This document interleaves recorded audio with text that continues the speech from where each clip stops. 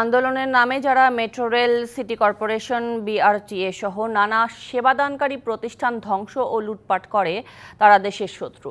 তাদেরকে চিহ্নিত করে কঠোরভাবে দমন করার দাবি সাধারণ মানুষের। দক্ষিণ কোরিয়ার দেয়া ১২১ কোটি ২৪ লাখ টাকার ঋণে সর্বাধুনিক প্রযুক্তির স্বয়ংক্রিয়ভাবে যানবাহনের ফিটনেস পরীক্ষার এই ভিআইসিটি চালু হয়েছিল মাত্র কয়েক মাস আগে। মিরপুর বিআরটিএতে পুরনো ভিআইসিটির পাশাপাশি এটিও গত শুক্রবার বিকালে ভাঙচুর আর লুটপাট করে ধ্বংস করে দিয়েছে দুর্বৃত্তরা। মুখোশধারী কিছু দুর্বৃত্ত নেতৃত্ব দিয়েছিল এই ধ্বংসযজ্ঞে।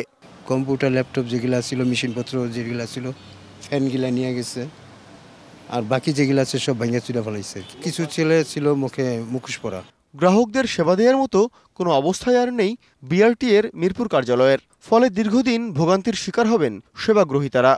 সকলের সম্পত্তি, তাহলে আমাদের এই সম্পত্তি হেফাজত করার মালিক আমাদের পাবলিকেরই। তাহলে আমরা কেন এই সম্পত্তিগুলো কেন নষ্ট করব? সরকারের বিরুদ্ধে অথবা অন্য কিছু চিন্তা ভাবনা করে হয়তো আপনার কাজ করতে পারে দুর্বৃত্তরা যারা করছে। এগুলো আসলে কোনো মানুষের কাজ হইতে পারে না। এতে ভোগান্তিরা কিন্তু আমরা ভুগবো।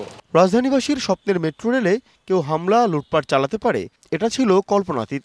কিন্তু দুর্বৃত্তদের রোষানল থেকে রেহাই পায়নি মিরপুর ১০ ও কাজীপাড়ার স্টেশন দুটি। বছরখানেক সময় লাগবে এর মেরামতে।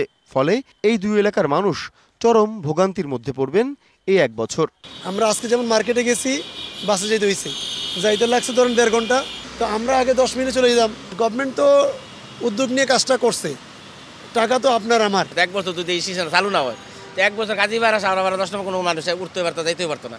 এটা একটা ভোগান্তি না? উত্তর সিটি কর্পোরেশনের বর্জ্যবাহী গাড়িগুলো ধ্বংস করায় মিরপুর অঞ্চলের বর্জ্য ব্যবস্থাপনায়ও পড়বে বিরূপ প্রভাব। এর পাশাপাশি যেসব রাষ্ট্রীয় প্রতিষ্ঠানগুলোতে আক্রমণ করে ধ্বংস করা হয়েছে তার নেতিবাচক প্রভাব পড়বে দেশের জনগণের উপর। জনগণের সম্পদ জনগণের টাকা দিয়ে বানাইছে, কোনো সম্পদের উপর হামলা করা উচিত না। এদের এই সম্পদ যদি আমরাই নষ্ট করি হালাই, তাহলে কিছু করার আছে? তো এগুলো যারা করছে বিচার ওই আল্লাহ করব।